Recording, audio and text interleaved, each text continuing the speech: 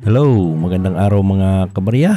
Welcome back to OMG TV channel. Okay, so i-update natin mga kabarya itong mga barya na lagi nating binibili. So mayroon akong nakita ditong parang price list nitong mga nagbablog mga kabarya. So itong price list nila ay ito yung mga presyo sa kanilang pamimili. So tiningnan ko ay tama naman, ngunit medyo mababa kunti. Pero sa ganitong presyo mga kabarya, sa palagay ko dito ay ito yung presyo ng mga nasa good condition lamang. So kung meron kayong mga uncirculated or almost uncirculated, ay posible na tataas pang presyo nito. So ito ay mga presyo ng mga hard to find mula 25 centimo, 1 piso, 5 pesos, 10 pesos at saka yung iba pang mga hard to find. So ibigay ko rin sa inyo mga kabarya, baka kung sakaling meron kayong mga ganito ay pwede nyo ring ibenta dito sa OMG TV channel. Okay, so ang una dito mga kabarya, itong 25 centimo BSP na year 2006. So itong 2006 na 25 centimo ay isa din sa pinaka hard to find. So mahirap siya hanapin mga kabarya. Ang nakalagay na presyo nila dito mga kabarya, 500. So ibig sabihin itong 500 ay nasa good condition. So kung meron kayong almost uncirculated at saka uncirculated ay posibleng tataas pa ang presyo nito. Okay?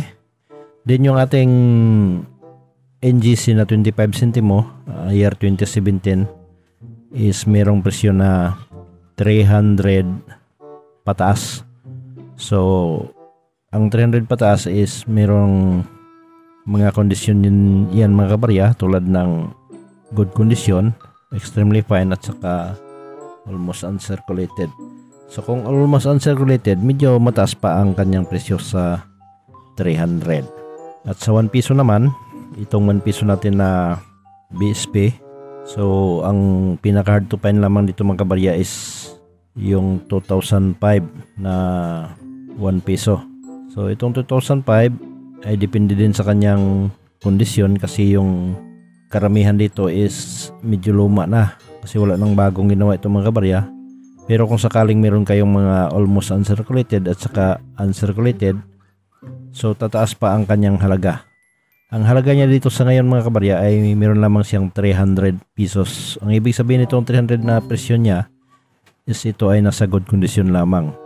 So kung merong extremely fine, almost uncirculated, ay tataas pa sa 500. Okay? Then ang 5 pesos. So itong 5 pesos ay marami-rami itong mga hard to find dito mga kabarya.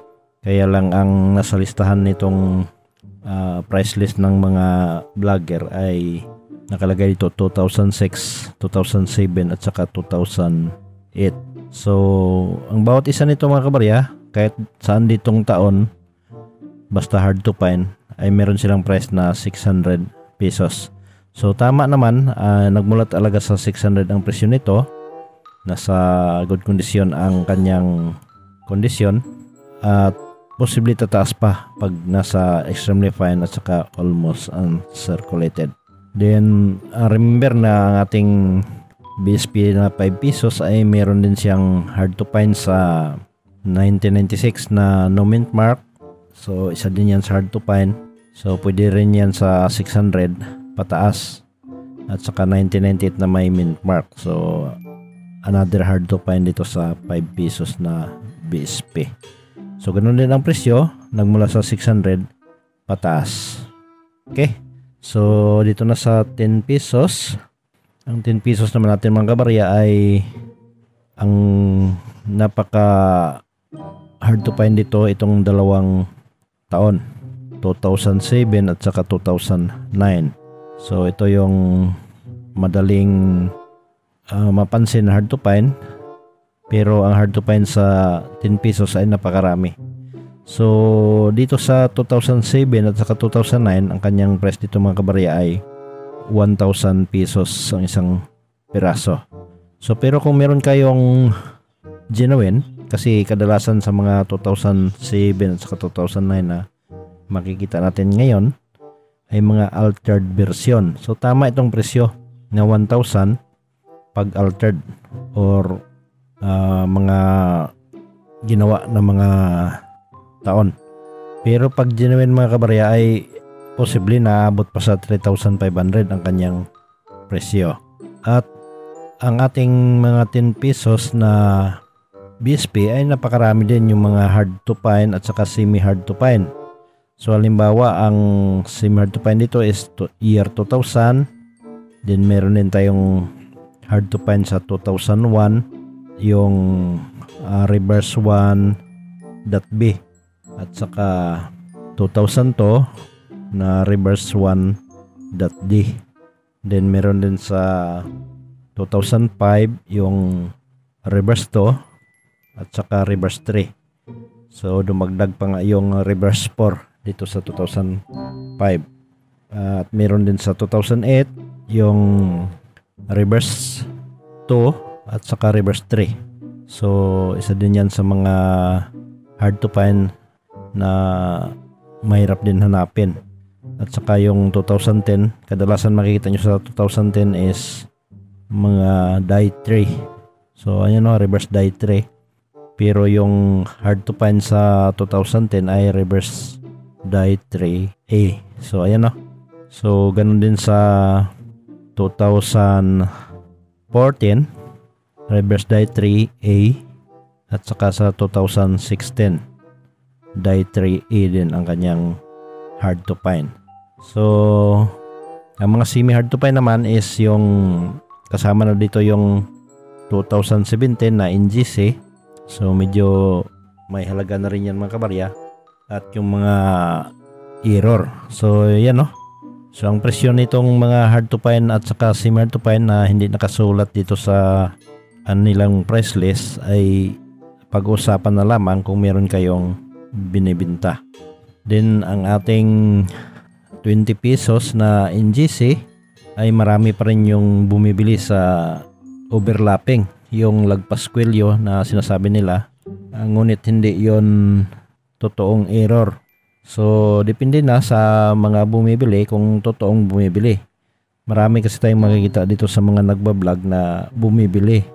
Yung iba ay kasabwat, yung iba naman ay salita lamang. So hindi natin masiguro talaga mga kabarya kung totoo bang binibili, kasi kung kukontakin mo at saka dalhan mo ng maraming mga lagpas kwelyo ay hindi naman sumasagot.